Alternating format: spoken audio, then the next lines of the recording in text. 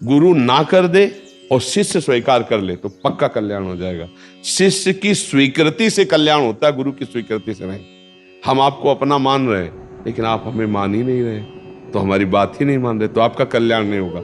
हम कह रहे कोई हम नहीं गुरु तुम्हारे, चल, और आपने निश्चय कर लिया कि मन वचन कर्म से मैं आपको ही गुरु मानता हूं और आपकी आज्ञा में रहूंगा, अपने आप आपका कल्याण हो जाएगा। गुरु स्वरूप आपका कल्याण कर देगा। शिष्य के मानने से गुरु है, गुरु के मानने से शिष्य नहीं है। जैसे द्रोणाचार्य जी ने एकलव्य को कह दिया कि हम तुम्हें शिष्य नहीं मानते, क्योंकि हम राजकुमारों को शिक्षा देते, कोल भीलों को नहीं।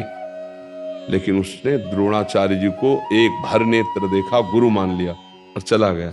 और जंगल में एकांत में द्रोणाचार्य की मिट्टी की मूर्ति बनाकर रोज पूजा करके, गुरु पूजन करके, प्रत्यंचा चढ़ाकर धनुर्विद्या में इतना प्रवीण हुआ कि अर्जुन को प्रगट द्रोणाचार्य जी ने सिखाया उतना बड़ा धनुर्धर अर्जुन नहीं हुआ जितना एकलव्य हुआ। ये तो कहो अंगूठा काट लिया गया इसलिए गुरु दक्षिणा में दे दिया इसलिए नहीं, अर्जुन उसके सामने कुछ नहीं थे। अर्जुन के साथ एक कुत्ता गया हुआ था, तो कुत्ते ने जे हुई भूखा, एकलव्य ने बाणों से उसके मुंह को भर दिया और कहीं रक्त नहीं आया। तो उनका धन्य है तुम्हारा हस्त लाघो, इतनी शीघ्रता पूर्वक वो मुंह बंद करे करे तब तक मुंह भर दिया बाणों से। का हस्त लाघो, और इतनी महानता कि उसको रक्त स्राव नहीं हुआ। कौन तुम्हारे गुरु हैं? उनका हमारे गुरु द्रोणाचार्य।